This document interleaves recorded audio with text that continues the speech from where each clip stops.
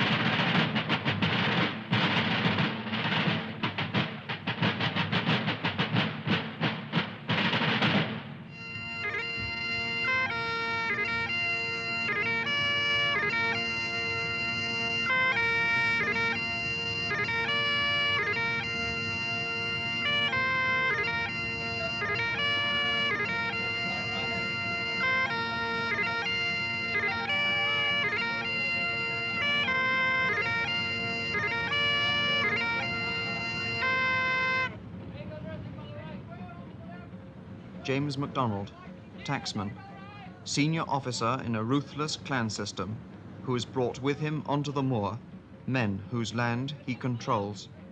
Alistair MacWurrich, subtenant of a tacksman, owns 1/8 of an acre of soggy ground and 2 cows. Alan McCall, subtenant of a subtenant, owns half share in a small potato patch measuring 30 feet. Angus MacDonald, servant of a subtenant. He owns nothing. Lowest in the clan structure, he is called a cotter. This man is totally dependent on the men above him in the clan system. They in their turn on the tacksman, they in their turn on this one man, the man who has brought them all onto the moor. Alexander MacDonald, called in Gaelic Machichrúil, chief of the MacDonalds of Keppoch. The owner of all his tenants' land, the rent he has charged them, is to fight with him as clan warriors whenever he decrees. This is the system of the Highland clan. Human rent. I hold my land from Machruachan as my father did, by bringing him 20 fighting men from amongst my tenants. These I have brought. To this man, who is rent, today's battle is a matter of honor.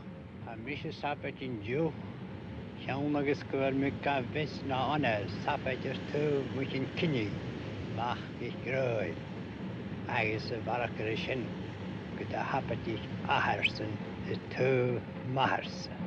I fight today because it is an honor to be with my chief Machgich Grúil, and because my father fought beside his father. To this man, who is rent, the battle is a matter of revenge. De Machgich Grúil, the ocean to Harlech, it's an ocean, the Camblich, young could get at Machrou, call them an agent. I fight first for Machgich Grúil, then for Charlie, then because the Campbells who did steal my cows are with the enemy. I have also raised over 100 men from Rannoch. Some were unwilling. With these I used force. Alistair MacWurrich, told by his tacksman that if he did not fight, he would have his cattle taken and his roof burnt. This is the system of the clan. A system that has brought onto the moor over 4,000 men. Men from Argyll and Inverness, from Moidart, Appin and the Isles, Catholics, Episcopalians, Presbyterians, the MacDonalds, the MacLeans, the Chisholms, the Camerons, the Farquharsons, the Frasers, men of 14 major Highland clans.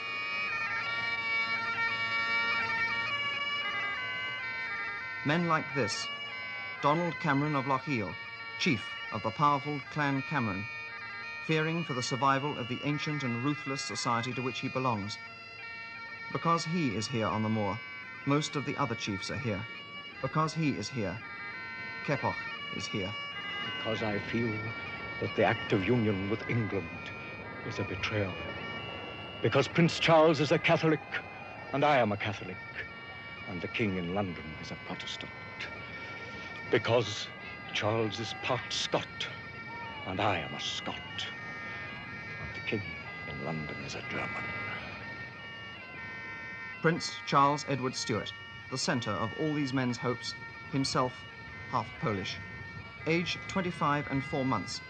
Son of the exile James the Pretender, he landed in Scotland 9 months ago, raised the clan army on a Highland surge of nationalism, marched to Derby, and came within an ace of toppling the Hanoverian dynasty and regaining the throne for his father. Though since forced to retreat back into the Highlands, and despite all evidence to the contrary, Charles remains supremely confident both of victory and his welcome by the English people. King George II is both a usurper and a tyrant. He's kept my father's crown by enslaving all the people of his highland.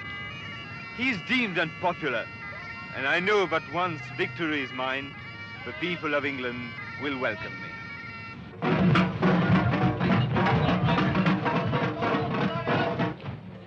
Lord George Murray, age 51, Lieutenant General in the Clan Army. As their commanding officer, this man forged the undisciplined Highlanders into an army that not only almost reached London, but that also twice reduced superior English forces into a panic-stricken rout, first at Prestonpans, then at Falkirk. Blunt, imperious, this man has bitterly quarrelled with Charles over the chaos in the army administration and over the choice of this battlefield. Chosen by John William O'Sullivan. Flat, treeless, devoid of shelter, ideal for the employment by the British Army of its cannon and cavalry. And from behind the shelter of these walls, which O'Sullivan has refused to pull down, Lord George Murray also fears both crossfire and outflanking. Mr. O'Sullivan, in view of what Lord George feels about the battlefield, have you inspected the ground yourself? No, I have not. Why not? Because I don't deem it necessary. It is a large, plain moor, and as such, is a fair field for the enemy horse and cannon, against which the Highlanders will be defenceless. I have informed His Royal Highness that it is a good field, which I believe it to be. I have told the Prince I do not like it. Your Highness, why are you fighting today when the ground here has been criticized by some of your officers? Because God is on our side, and I am convinced that my duty to my people lies in fighting today. It's my opinion that the choice of the field for us is suicidal.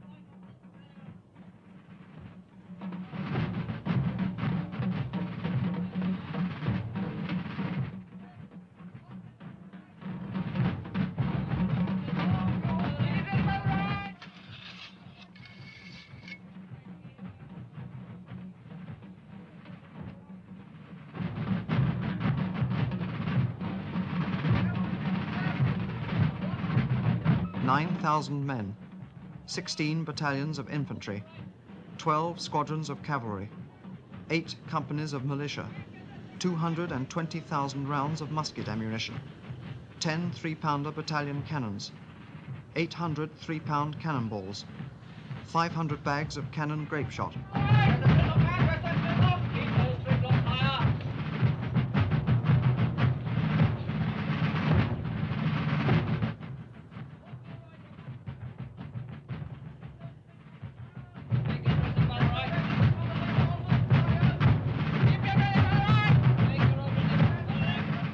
This man's name is Fraser. A deserter from the government army, he still wears its uniform, but now stands in the ranks of the Prince's army, amongst the men of his own clan and name. He knows that if he is captured as a deserter, he will be immediately court-martialed to a sentence of death by throttling.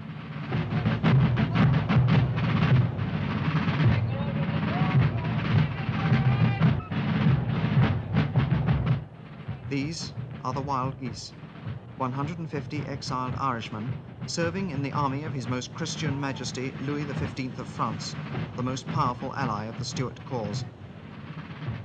Brigadier General Walter Stapleton, Commander, Irish Pickets of the French Army.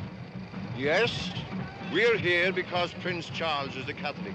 It will be a fine thing for all Catholics when Charlie's on the throne and German Geordie's off it. Yes, that's right. If we had a Catholic king back on the throne in this country, then we could get back to living in our own. You must remember that your Protestant king in London has passed and is still passing penal laws against the Catholics in Ireland. Me, I'm from County Tipperary. Now I've got to live in Boulogne. Now you won't find a Catholic Irishman with much cause to love George II.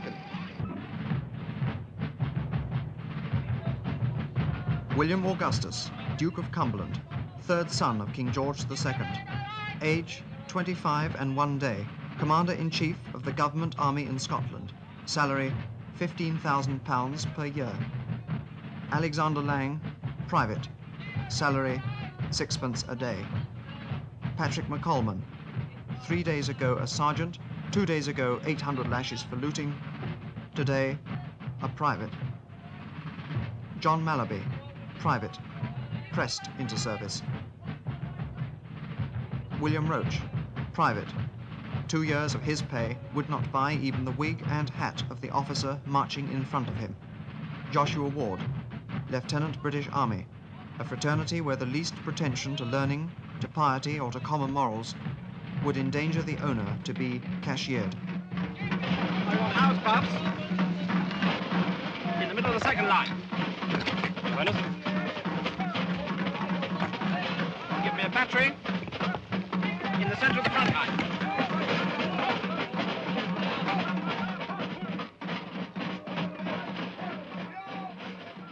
Alexander Lang carries a .753 musket, firing a ball of 1 ounce and a third weight, an effective distance of 60 paces.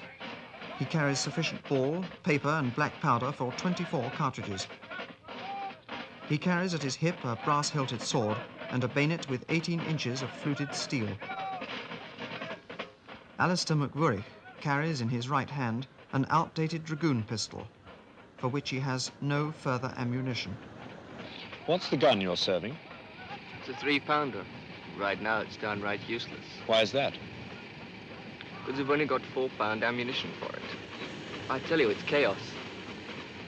Half the ammunition's with the food. That's still back in Inverness. I haven't eaten for I don't know how long. Ah, well now, that really is not my responsibility. But, Mr. O'Sullivan, you are the Quartermaster General, and as such, surely you're responsible for the distribution of food. In normal circumstances, yes. But now, as I am much pressed by other affairs, I have given that responsibility to someone else. When was the last time you ate? Kun agavopir magere.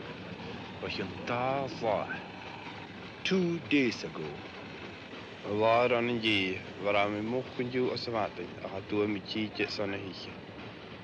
The day before yesterday. This morning he killed a pig, but wasn't allowed time to eat it. I can't remember. Andrew Henderson, Whig historian, biographer of Cumberland, eyewitness of the Battle of Culloden. Is 12:15. Now, this wall behind which we're sheltering is at approximately right angles to the rebel lines. I've drawn a rough sketch map here. The rebel lines are here. We are here. And the Duke of Cumberland's army is here.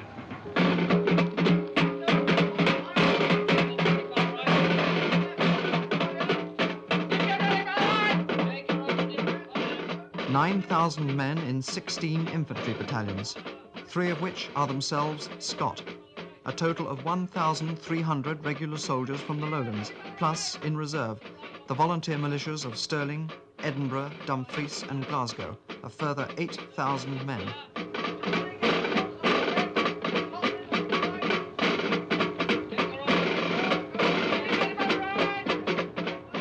Charles Edward Stuart, regent claimant to the thrones of England and Scotland, has more Scots in arms against him than for him.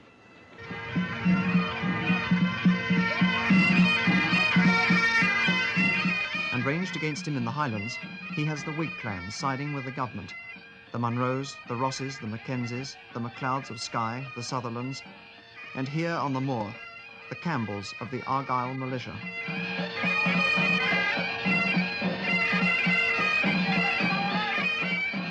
Here to fight Charles and his rebellion, here to take clan revenge, Angus Ian Campbell, wife murdered by the MacDonalds.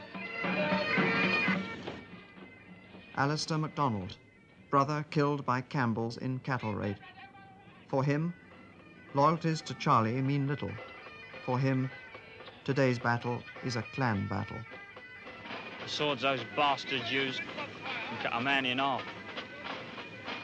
Well, I reckon we'll have them this time. Why do you say that? We've got a new bayonet drill, see? You don't poke at the man in front here. You poke at the man coming at your chum on the right. That means, as he's lifting his sword arm, you get him underneath, like. What do you think about the rebels? Well, I ain't taken my clothes off for 6 weeks. I reckon till we lay them bastards out, I won't neither. I'll tell you one thing. I know a lot of the boys make fun of our Billy Cumberland, but I reckon he's all right. He's a tough bastard, but at least he feeds you, which is more than some of them do. And I've heard said that the rebels want to cut him the small as herbs for the pot. Well, I don't reckon that. There are a lot of friggin' savages.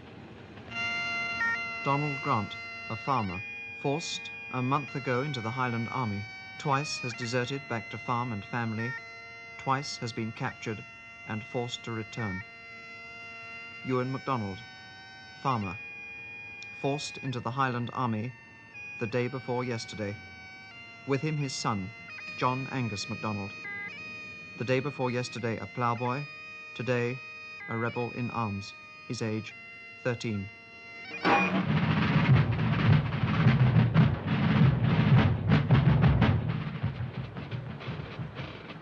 I can't just make out what's happening in the rebel lines.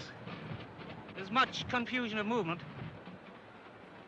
Large numbers of men are moving about, changing their position. And there are large gaps in the center. It seems to me as though the entire line is completely askew. Well, why is this?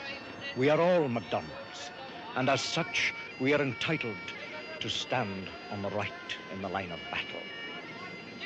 This is an ancient MacDonald privilege, and yet Mr. O'Sullivan has thought fit to place Lord George Murray's men in that position. The main reason is that yesterday the Prince had an idea for a surprise march by night on the camp of Cumberland. This we attempted. It failed, but it meant that we were all up marching the entire night. Consequently, the men are exhausted and are still stumbling into their positions. What effect has this had on your men? Look at them. When did you last sleep? Kun a chatjalu mujeda. As far as I am concerned, we are now putting an end to a bad affair. The Scots are fair fighters until a crisis is reached.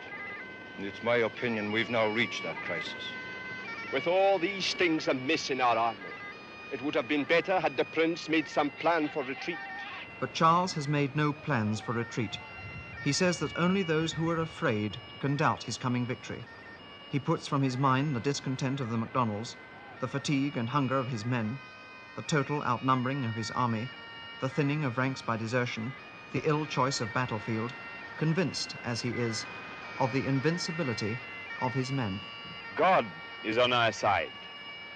Our cause is just, and we will triumph this day. The soldiers in the elector's army know me to be their lawful prince. Hence I'm convinced they'll break in panic, for they will never dare fight me. Battalion, fix your bayonets. Fix.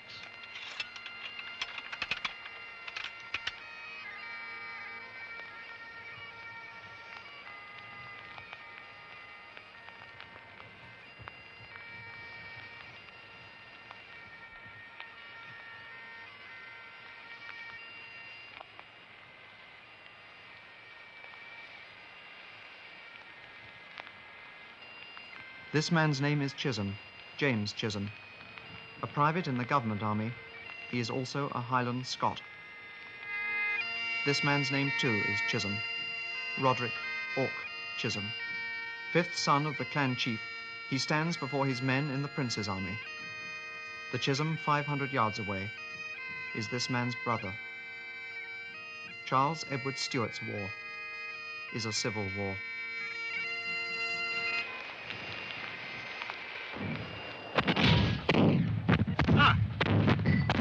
They've started. The rebel cannon have opened fire.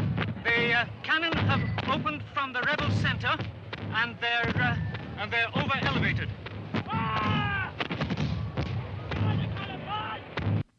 Batteries from open sights at will. Fire. Fire!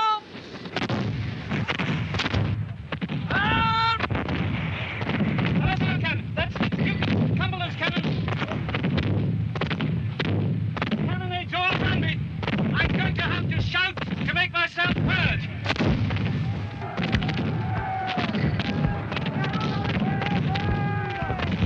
The smoke is beginning to thicken. It's going to be very difficult to see what effect our cannon is having on the rebel lines.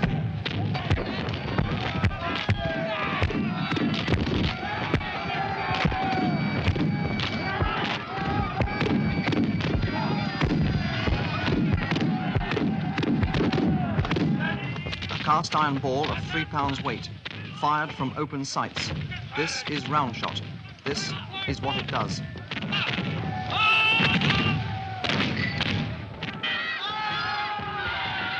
Alistair McInnes, age 20, right leg severed below knee joint. Malcolm Angus Chisholm, age 24, disemboweled. Ian MacDonald, age 13, shot. 112. Dazed, indecisive, Charles has moved to behind the right flank of the Jacobite lines and is now unable to see what is happening to his army.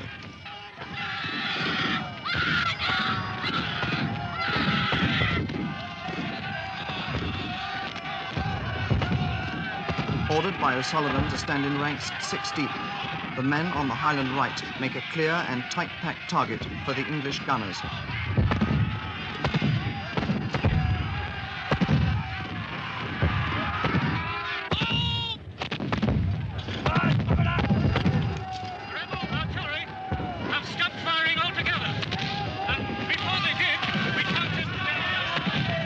We counted 15 to 20 shots fired by our artillery to every one fired by the rebels.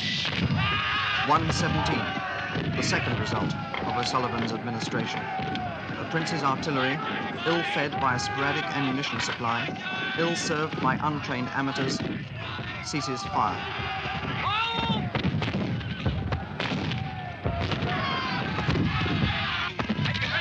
To attack, sir! No,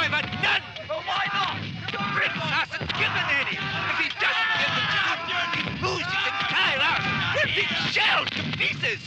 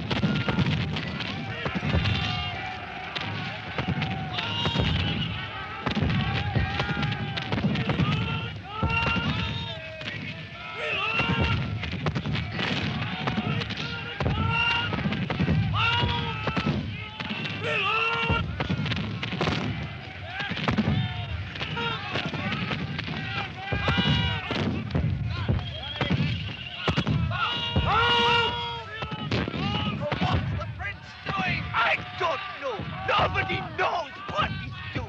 122. Prince Charles Stuart, paralysed with indecision, still has given no order either to advance or to retreat. 122. Clan Cameron, 200 men, shot to pieces. Clan Stuart, 180 men, shot to pieces. This is fantastic. If this keeps up much longer, our gunners will have finished the whole affair. The cannonade has given our men infinite spirits.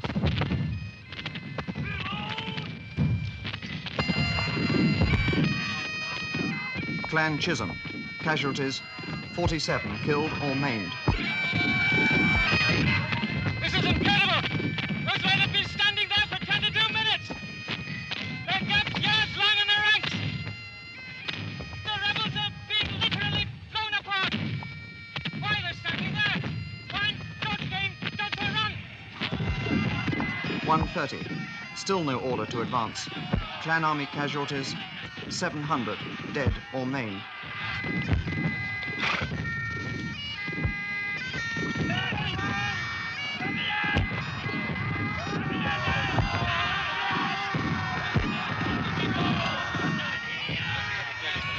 Charles Stuart hopes that by not advancing, he will tempt the government army out of its battle lines to attack him.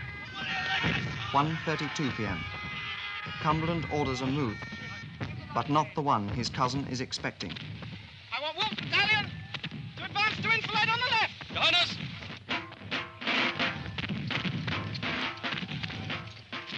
At 1:32, Cumberland places a battalion behind one of the walls O'Sullivan has refused to pull down, to fire into the side of the clan army when it charges the government front. This is the crossfire O'Sullivan said would never happen.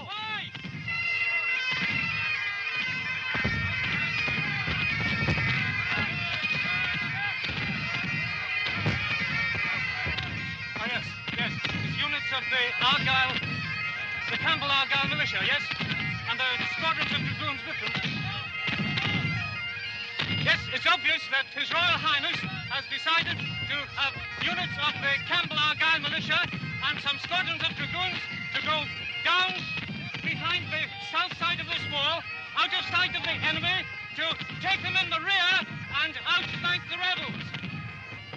Thus, also at 1:32 p.m., begins the outflanking movement that O'Sullivan said would never happen. 29 minutes too late, Charles Stuart orders an advance along the entire front of the Jacobite army. And you make the right side advance.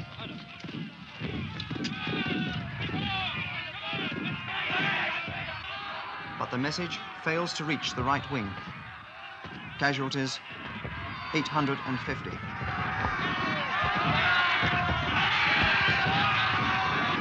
you still had no orders to attack? No, I've had no orders. I've had a message from Mr. O'Sullivan, which has ever and failed to comprehend. The line's broken. What? They're charging! They're coming straight at us! Center! Sir, the right is broken forward. Wolves will hold them. They're going straight at the right position! Get down behind the wall there! After 28 minutes of telling for, what sort of men are these? Right, change from ball to grape. Change from ball to grape! A cylindrical canvas bag, 8 inches in length, packed with musket balls and pieces of jagged iron. This is grape shot. This is what it does.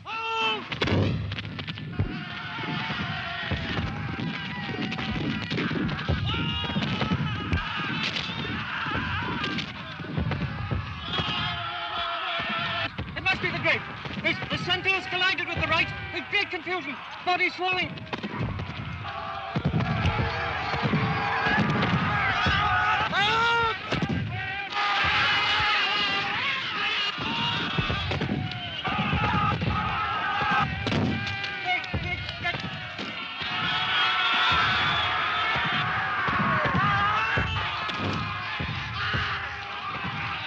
They must be going to receive fire from our centre battalions.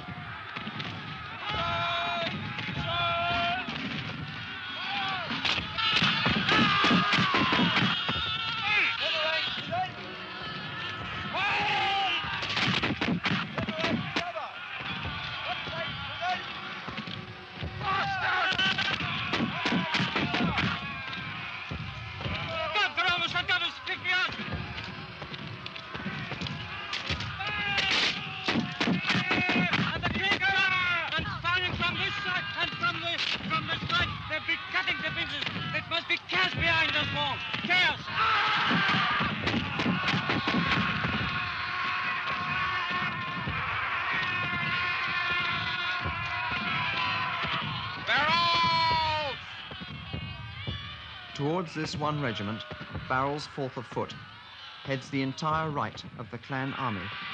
800 men in a solid clump, running with a collision speed of over 12 miles an hour.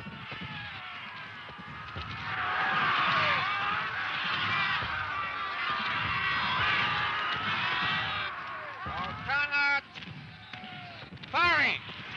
Take care! On in, my rank! Bang! Rear rank, attack! Rear rank, fire! Rear rank, fire!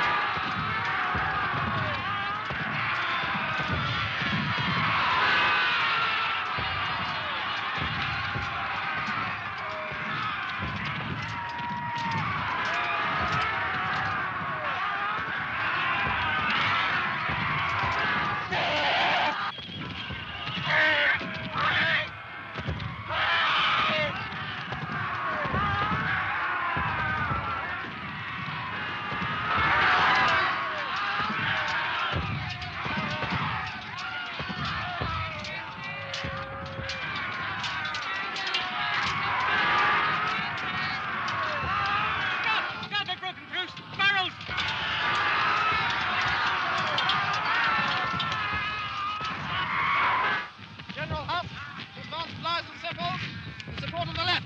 Behind us. 1:57, and the Duke of Cumberland sees the men of his second line, placed there for just such an emergency, fire with crippling effect into the Highlanders who broke through the front line. 1:57, Charles Stuart, who has made no battle plan at all, sees on the right wing his men run from this concentrated musket fire, and sees on his left wing the MacDonalds, tired hungry, rebellious had not been given their rightful battle position by O'Sullivan, hold back from charging the Royal Army right. Instead, they stand and taunt, trying to tempt the Royal Army lines forward in disorder.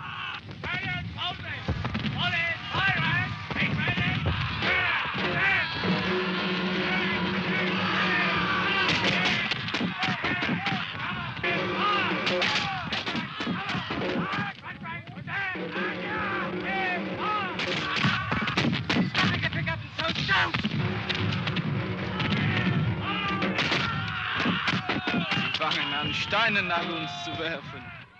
1:58. The MacDonalds, dismayed at the sight of the advancing cavalry, themselves draw back. Keppoch, one of their leaders, runs forward with other clan officers to encourage them and is shot through twice by musket ball. About him, his men turn and run. Time, 1:59 p.m. The rout of the Highland army begins. They're leaving the field except for two small units. What are these units? The French and the Irish. The French and the Irish. Let them through. Stand your ground.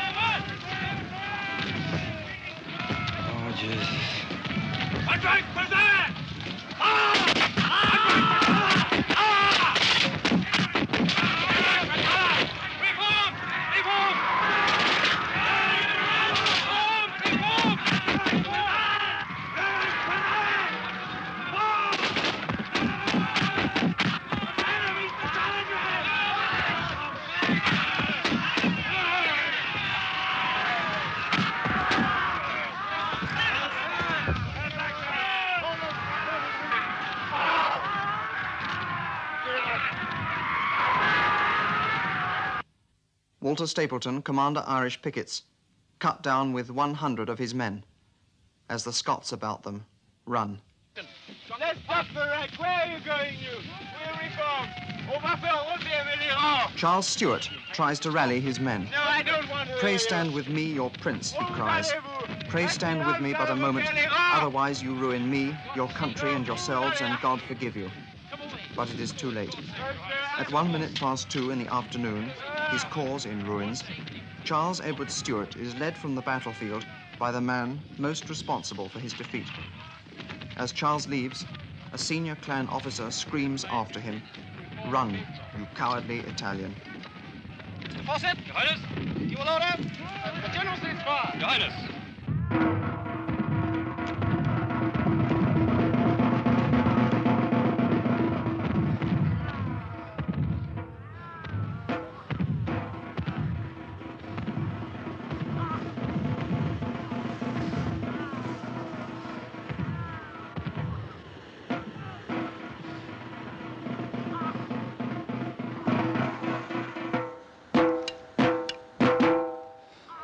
Of the 9,000 men of the Royal Army who advanced this morning from Nairn with Private Lang, an estimated 50 are dead. But for every one corpse in the Royal Army, there are 24 in the Clan Army. Piled in layers, dead or dying, are 1,200 men, including the brother of Private James Chisholm. There was scarce a soldier or officer of Barrel's 4th of Foot who did not kill 1 or 2 men each with their bayonets or spontoons. Not a bayonet but was bent and stained with blood to the muzzles of their muskets. All witnesses agreed that if grapeshot were the king of battles, the bayonet was now the queen of weapons. It is mine and everybody's opinion, boasts a trooper, that no history can brag of so singular a victory. How do you feel? Don't feel nothing, really.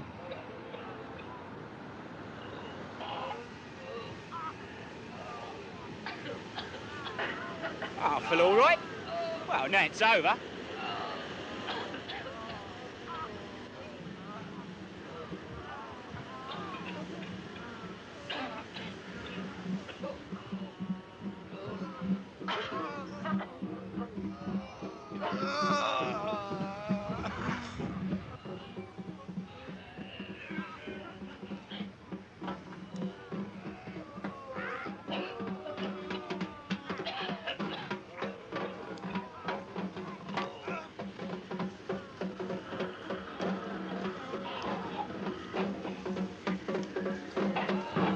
Cannon! Take care! Halt! 2:14 p.m. The battalions of Cumberland halt at the lines held by the rebels 1 hour and 8 minutes ago. Battalion! Shoulder your pilot!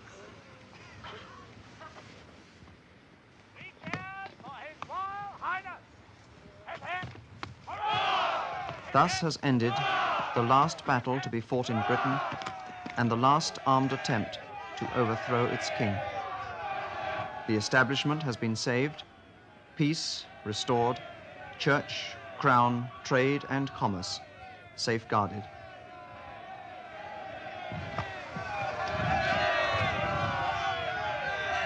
Thus, the Duke of Cumberland won his only victory, and Charles suffered his only defeat. His advisers are shortly to urge his instructions for reassembly. He is to reply, "Do as you wish, only for God's sake, let us go."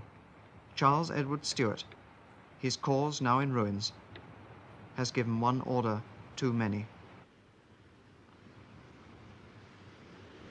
Charles pitted these men against the modern musket and bayonet, against cavalry and cannon.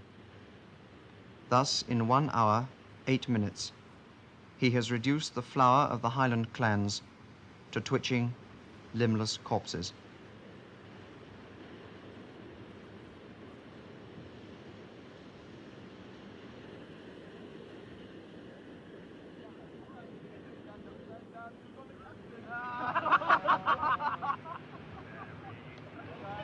(2:30 p.m.)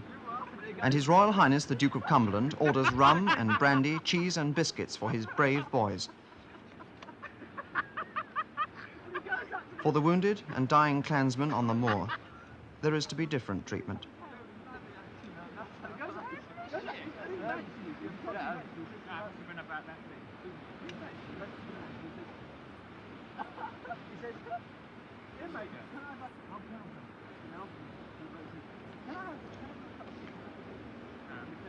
All over the battlefield, whilst the Duke of Cumberland eats his lunch, any clansman seen to be still alive is either slit in the throat, pistoled through the head, or bayoneted and trampled on, until, in the words of an eyewitness, the moor was covered with blood, and our British soldiers looked less like Christian men than so many butchers. This rebel host has been most deeply indebted to the public for all the rapine, murder, and cruelty, and our men are heartily determined to give them receipt in full. Got him! Cut him, you bastard! Cut him, man! Take him! Got the shoulder!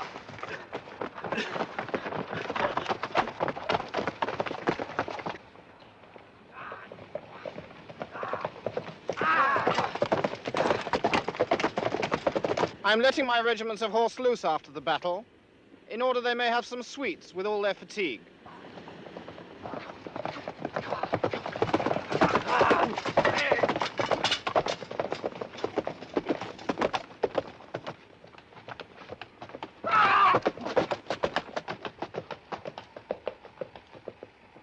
Thus, nearly 100 people are to be butchered or maimed on the road to Inverness. Butchered whether or not they took any part in the battle. They took my baby. He's only 2 weeks old. And one of them whirled him around by his leg and threw him onto the ground. This is Jean Clark, aged 28. Cut about the face and body by sabres, she was left lying for dead on the road to Inverness. The soldiers came in and caught him, and Daddy too, but I got away through a hole in the wall. How old was your brother? Lachlan was 9. I don't know where he and Daddy are now.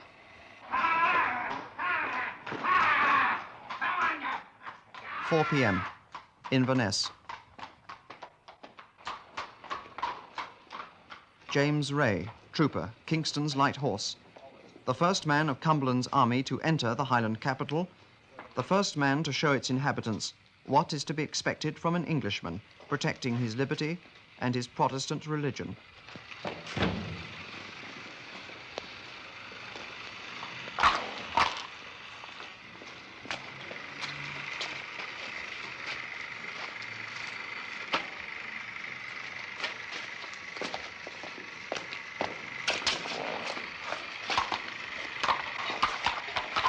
There was these 2 men shouting and screaming, and then he came out, and there was blood on his hands.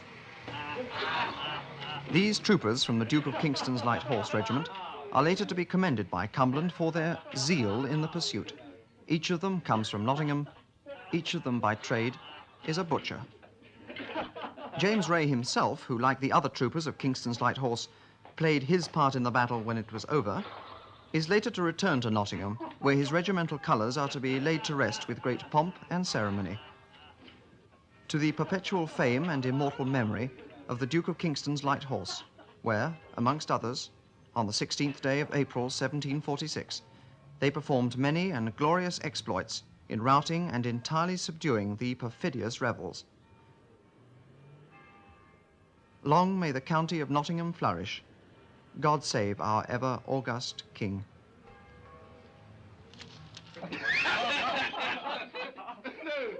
April the 16th, 10:30 p.m. Inverness. For William Augustus, Duke of Cumberland, 3rd son of King George II, an evening of immense satisfaction and triumph. At the age of 25, he has saved his father's kingdom and redeemed the reputation of the British Army. At his table, older officers drink his toast and declare him to be one of the greatest English captains since Marlborough. His cousin Charles, until today the heroic leader of an armed rebellion, is now a fugitive in the heather. If further proof were needed of this young man's prowess, it is here, unheeded by him, 4.5 miles away.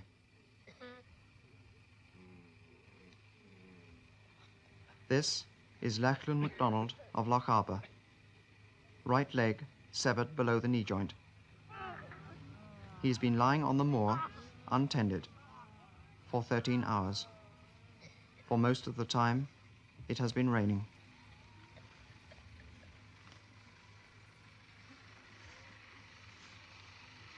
This is Mrs. Anne Hossack of Inverness. Somewhere on the moor, amidst 1,200 dead and dying, is her husband. I don't know where he is.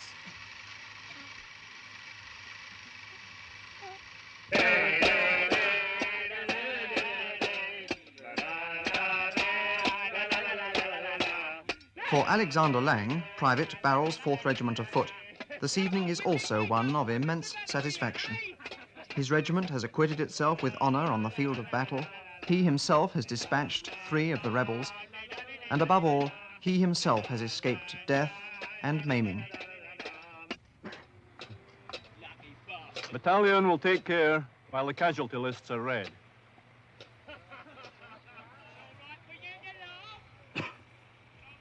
This is Mrs. Anne Walker, wife of Private Andrew Walker, who was wounded in the ranks of Barrels and taken to the surgeon's lines. This woman also has no idea whether her husband is alive or dead.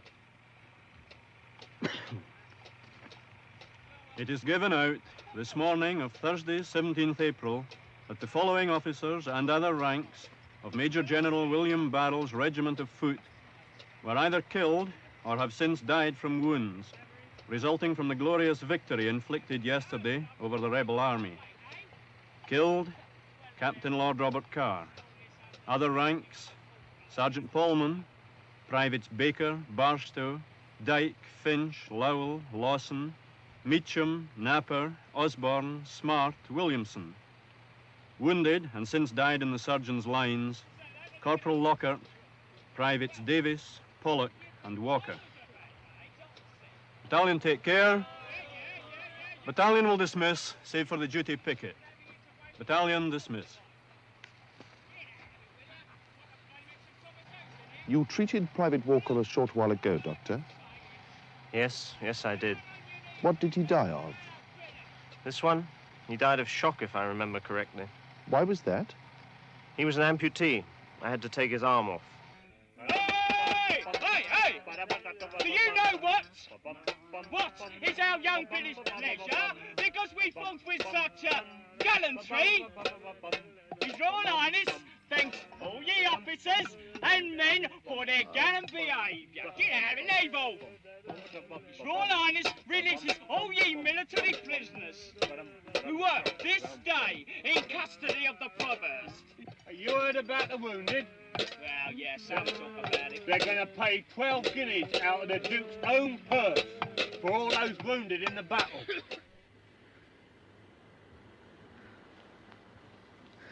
For Lachlan MacDonald, who has been now lying on the moor 2 days with a severed right leg, there'll be no 12 guineas.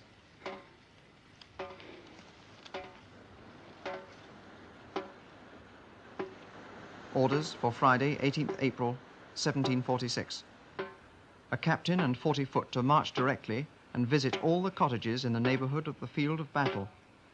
The officers and men will take notice that the public order of the rebels on the day of battle was to give us no quarter. Line up the bodies, man.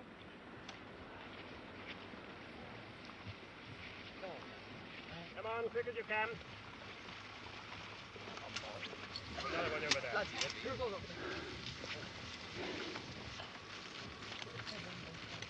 All right, pick up your pile up. The public orders of the rebels to give no mercy to the Royal Army do not exist in any other form than a crude forgery alleged to have been found on the field of battle. All right, lad. We're only taking you to the hospital. But whether he knows this public order is a forgery or not, Cumberland makes it his excuse to authorize what now happens. Madam, present your file up. That's the man in front of you. Fire. The officer in charge of this execution squad is himself a Scotsman. Captain Scott, are many of the rebels being killed in this fashion? As many as we can find. I don't know how many men have been killed in this fashion. I fear to think. But just this morning I heard a Campbell officer saying that in just one area, he himself saw 72 wounded rebels shot or clubbed on the head. Yes, I saw what was done. Did you agree with it? No, of course I didn't. And I'll always thank God that I had nothing to do with the black work. You must try to remember that this is a most difficult problem. I have talked much with officers from lowland Scots regiments, and they undoubtedly feel that these Highlanders are threatening their culture, their Protestant religion. They're threatening to disrupt their peace and their commerce. There's a great feeling of insecurity in the lowlands. These people still remember the Highland host. They still remember the years of cattle thieves and murder, men coming down at night from the hills and extorting blackmail under pain of being robbed. You see, the Highlander talks a different language. He wears different clothes. And he undoubtedly has some uncouth and barbaric practices.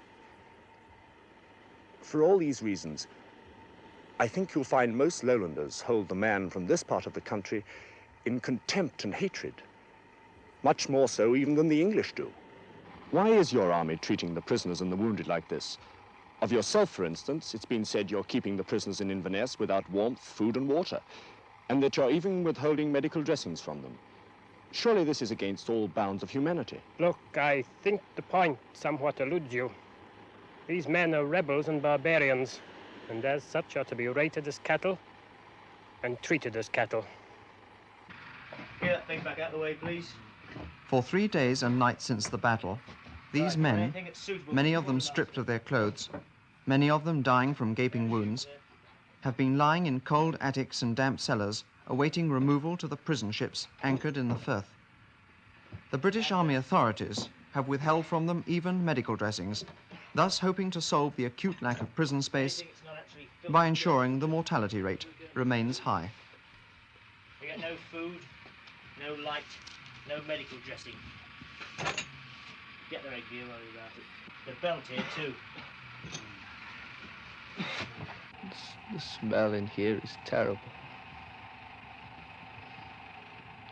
This man next to me, I think is dead. The way they are treating us, I think we were just animals. Robert MacLean, salmon fisher, to be tried without defence at an English trial, of which he is able to understand not a word spoken. His sentence, execution at York, by being hanged, drawn, and quartered. Check these shackles while you're about it. Ranald MacDonald, farmer, to wait in prison 14 months for a trial, then sentenced at Brampton to be pulled through its streets on a sled, and hanged, drawn, and quartered. Charles Edward Stuart, believing the Scots to have betrayed him, refuses to listen to last-minute pleas to stay and fight in the mountains.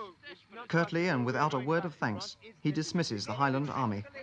In his saddlebags, the last of the Jacobite funds, which he has now decided to keep for himself, his need, he estimates, being greater. Alistair John Stuart, to lie 10 days in prison, untended, with a broken leg, to die on the 11th day of gangrene. John William O'Sullivan, soon to be safely in Rome, to tell King James of the good part he has played in the rising, and to promptly receive first a knighthood and then a baronetcy. Alexander Sutherland, never brought to trial. Disposal unknown.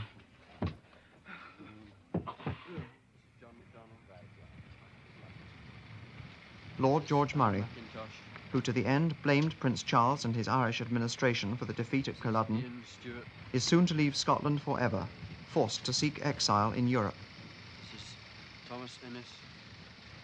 Prince Charles refuses to see him again and never forgives him, blaming his opposition to his administration for the downfall of the Stuart cause.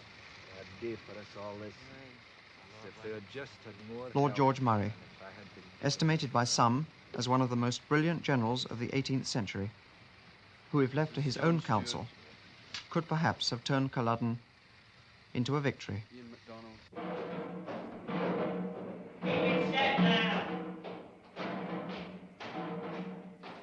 May 23rd, the British Army moves to Fort Augustus in the Great Glen. From here, the centre link in a chain of forts and garrisons stretching from Inverness in the east to Tobermory in the west, from Benera in the north to Dumbarton in the south, the Duke of Cumberland mounts what he terms the pacification of the Highlands. Roll of flies. You will proceed on police action to the harbour with sufficient rations for 2 days. All right, lads, follow out and pick up your firearms. Move it.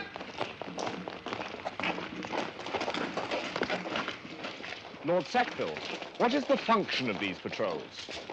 Their function is to march deep into the glens, occupied by the rebels and their families, and there, by vigorous police action, ensure that never again will these people disturb the peace of our land. May 30th, a military patrol under Lord George Sackville strikes deep into a quarry in Loch Arbour, searching for fugitive rebel families. This is one of them, sheltering from the rain 1,500 feet up the side of a hill face. Andrew McKeachin, aged 25, who stood at Culloden and who now, because of the patrols, has to hide in the hills like an animal. This is his wife, child, and a friend called Mrs. McInnes. They have each been out in the open for the past 8 days. This girl is suffering from severe flux as a result of damp clothes. The last meal this baby ate was a small fish caught yesterday and shared between the children. This little girl, forced to leave her home suddenly, has only a thin dress, a damp shawl, and no shoes. At approximately 12 noon, May 30th, the family is sighted by the patrol. This is what happens.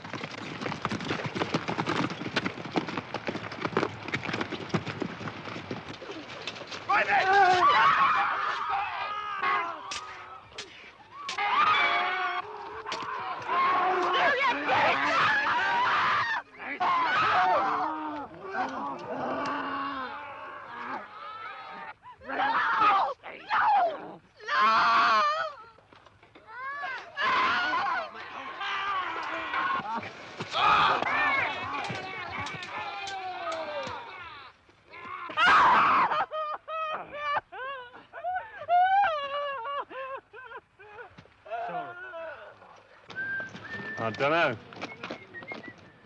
All these officers keep telling us these people over here are a load of savages, but I don't know, they look like ordinary women and children up there to me. I didn't like it when we did. I didn't like it at all. Look, let me tell you something. I'd have made a Falkirk.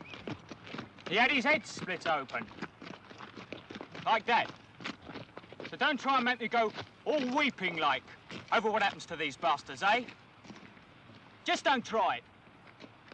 Well satisfied with the result of his military occupation, Cumberland is to leave Scotland on July the 18th. He leaves behind him to finish the destruction of the rebel clans, not only an immense concentration of English and Lowland troops, not only the zealous help of all the Whig clans, but even the help of the chief of a rebel clan, Ludwig Grant, son of the Grant clan chief, who has hastily reorganized his loyalties and just delivered 82 of his own rebel clansmen to Cumberland for transportation to the Barbados, as proof of his unswerving allegiance to the Crown. Cumberland himself is to receive from London a tumultuous welcome. From the government, a raise in salary of £25,000. From George Frederick Handel, a choral work, See, the Conquering Hero Comes. From the public, his name for a flower, Sweet William.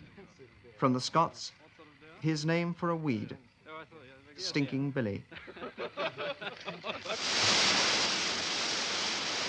Month after month, the British Army patrols scour every hill range and glen of northern Scotland in an attempt, as Cumberland puts it, to wear down this generation until there be peace in the land. The patrols leave behind them a trail of brutality and suffering that is to earn for their commander undying loathing and the epithet Cumberland the Butcher. These 3 of his officers have already burnt, smashed, raped, looted and bayoneted their way from Glenurquhart to Moidart, committing in the name of pacification the worst atrocities in the history of the British Army. Captain Caroline Frederick Scott, Lowlander. I agree with a senior staff officer who has proposed that £5 be paid for the head of every rebel brought to Fort Augustus. Major Ian Lockhart, Lowlander. Those who are found in arms are ordered to be immediately put to death, and the houses of those who abscond are plundered and burnt, their cattle drove, their ploughs and other tackle destroyed.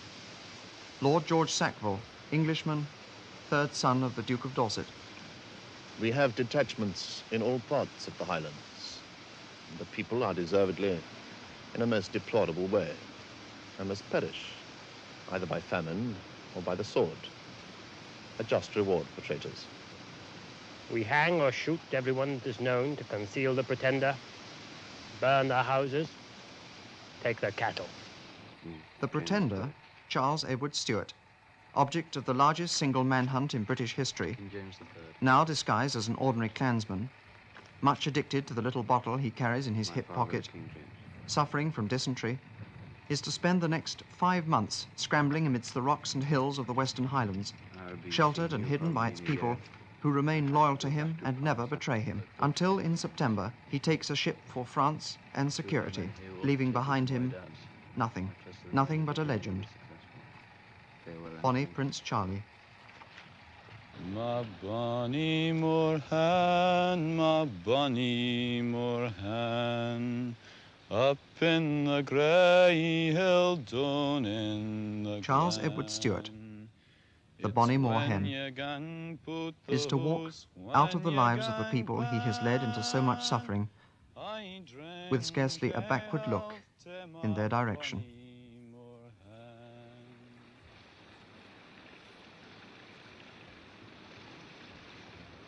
The year of the Prince had ended, but for the English government, this was just the beginning. Systematically, and with due parliamentary legislation, they proceeded to eliminate all the things that made this man unique and that gave him the strength they so feared. They penalized the wearing of his Highland dress, penalized the weaving of his Highland tartan, penalized the worshipping at his church, penalized the carrying of his weapons, penalized the playing of his music. They removed the authority of his chief and in one blow smashed forever the system of his clan. They then encouraged his chief to lose interest in him, to evict him, and to replace him by the more profitable sheep. Thus they reduced him to a homeless, unwanted oddity, and finally forced him in his hundreds of thousands to leave the land of his birth for the canning industries of the north, for the disease-ridden slums of the south, for the lumber camps of Canada and the stockyards of Australia. And wherever he went, he took with him his music, his poetry, his language, and his children. On an April morning, I no longer hear bird songs or the lowing of cattle on the moor.